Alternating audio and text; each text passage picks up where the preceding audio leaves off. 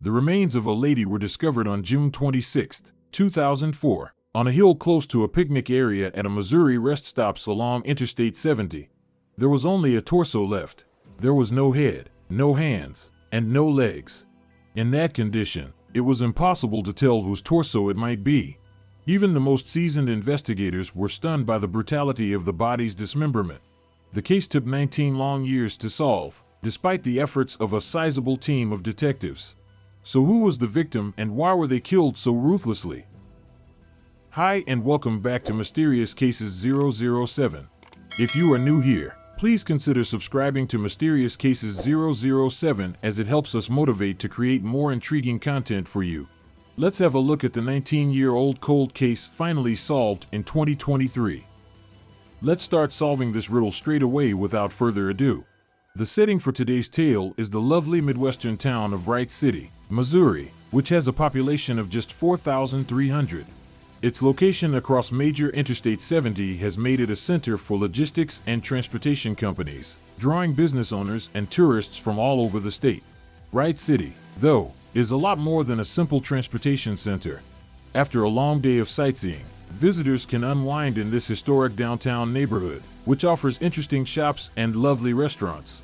The prestigious school system in the city is dedicated to education and provides youngsters with world-class educational opportunities. Wright City is a place with something for everyone, thanks to its blend of modern convenience and small-town charm. But it had its own dark secrets that were kept from the public eye, just like all excellent things do. On June 26, 2004, a worker in Wright City, Missouri, found a human torso that had been cut in half at a rest stop. The victim's head, arms, legs, and hands were all gone, so she couldn't be identified. Investigators thought that the person had been killed somewhere else and then left at the rest stop. The body had a plain black bra, scars from previous surgery, and some DNA samples, but the autopsy report couldn't figure out the exact cause of death. Investigators thought that someone might have been selling organs, but no organs were missing. A thorough investigation was started, and people who lived in the area and saw a white utility van in the area the day before the remains were found were interviewed. However, no new clues were found. Even though the police worked on the case for years, they were never able to find any suspects. Eventually, the case was closed because there wasn't enough evidence or witnesses. Lieutenant Matt Schmutz of the Warren County Sheriff's Department in Missouri took over the case in 2014 and reopened the investigation by looking at missing people in the region who fit the victim's description. The next year, he started working with Madison County, Illinois, detectives on a case involving a missing individual that had a lot in common with his own. After realizing that the torso might be one of his sisters, Brian Barker, who may have been a member of the woman's family, went to the Warren County Sheriff's Department in April 2006. He gave DNA in order to be tested for identity. However, the results were unreliable. Even when all hope seemed to be lost, Brian remained steadfast in his quest to catch the person who killed his sister. He tried to offer genetic proof in the beginning, but it was unsuccessful, but he kept trying. Eventually, a new lead was discovered after years of fruitless attempts to identify the remains discovered in rural Missouri. With the information Brian provided to the police were able to reach Ashley Kinnear, who was probably the woman's eldest daughter.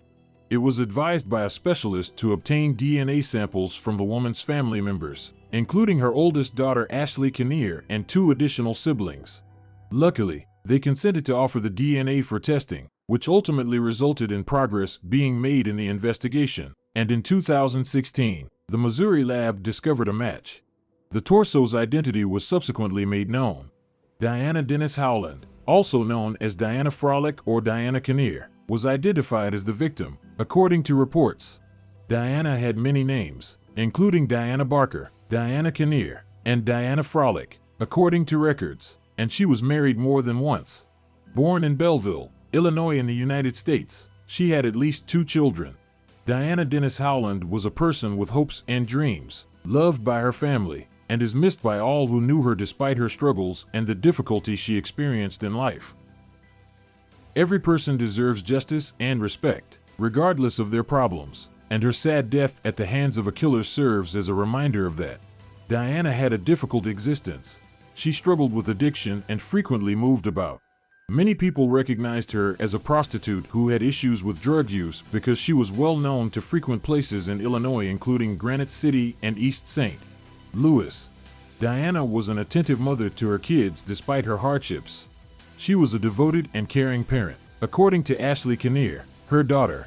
In May 2004, Ashley's mother failed to show up for a school performance that she had committed to attend, and there was no additional communication after that. Ashley became worried about her mother's well-being. When Deanna's daughter didn't even get a call from her mother on her birthday, something she never missed, she realized something was wrong. Deanna's disappearance was out of the ordinary. In regard to her mother's disappearance, Ashley had been perplexed and dejected for a long time. She had made every effort to get in touch with every person she could think of or knew, but she had received no news on her mother. Waiting for her mother to appear one day was the only thing she could do. It is evident from this that, despite her difficulties, Deanna was a kind and loving mother who made an effort to keep in touch with her kids. Authorities finally made a breakthrough in the case of Deanna Denise Howland in 2022 after years of research and hard work.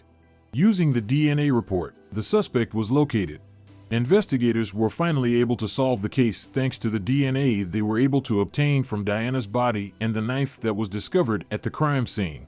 Because of the defendant's DNA evidence that was discovered on Deanna's body, the identity of the defendant has been made public. Years of testing and forensic genetics analysis were required to establish the link, but it was only in 2022 that they were able to identify the 63-year-old man as the source of the evidence. A longtime Maryland Heights, Missouri, resident named Mike Anthony Clarke was the individual in question. On January 10, 2023, when police detained Mike Clarke at his Maryland Heights residence, the peaceful life he and his wife were leading came to an unexpected end.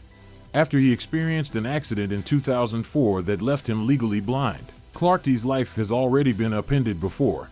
This time, though, it was allegedly because of his involvement in this horrible crime. For 20 years, the culprit managed to elude the authorities, until he was eventually located. Notwithstanding these allegations, court documents demonstrate that Clarke had no prior convictions and was not connected to any previous homicides. Yet as a result of Deanna Howland's death, Clarke is now accused of second-degree murder. Investigating the horrible crime's whole history was the next step. It was decided to question Clarke, who had cooperated with the arrest. The police questioned him about the specifics of the homicide and, more importantly, about the remains that were discovered when they dug deeper into the case. Justice was ultimately served for Deanna Denise Howland this year, over 20 years after her death, when her killer Mike Clarke was put on trial. St. Louis prosecuting attorney's office submitted an indictment claiming that Clarke confessed to killing Howland in June 2004 and dispersing her remains in several places. Clarke apparently confessed to killing Howland following a dispute in his home, where she had been working as a sex worker, according to reports, after he initially denied any connection to police. He acknowledged dispersing the victim's remains around St. Louis and Warren counties. As the inquiry progresses, he is currently being jailed in Warren County under a $1 million bail. A key development in a collaborative investigation between numerous law enforcement agencies was the announcement of the indictment by the Major Case Squad of Greater St. Louis. Clarke could be sentenced to up to 40 years in jail if proven guilty. Over 2 decades after Deanna Howland's death, the truth is finally coming to light, and justice may finally be done. Howland's loved ones never gave up after hearing the heartbreaking news of her premature death. They always believed that the person who committed the horrific murder will one day be brought to justice. The mystery surrounding Howland's murder was finally dispelled when Clarke was found after years of assiduous research. The town was left with shock and dismay as the sheriff's office revealed information about the case, including the DNA evidence and other gory details that had been kept secret for years. Her friends and family can take comfort in the idea that justice has finally been done, even if they will never get her back. The daughter of Deanna Howland, Kinnear, thanked everyone who had shown interest in her mother's story during a press conference in St. Louis. She expressed her gratitude to the crowd in an emotional way for their perseverance in pursuing her mother's cause and for their support. Since her mother would never have left her family without saying goodbye, Kinnear explained how she had always known something had happened to her mother. She understood why people were curious about her mother, who she was, and what kind of an influence she would have had on their life if she were still alive. A heartbreaking reminder of the harm that violent crimes may do to people, families, and communities is provided by the case of Deanna Howland. The hurt caused by Howland's murder may be partially repaired by Claudia's arrest and confession, but it will never entirely reverse the damage.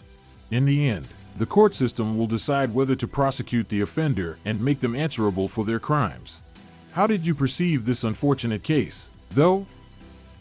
In the comments box, share your opinions with us. To get more engaging stuff, remember to like, share, and subscribe to our channel.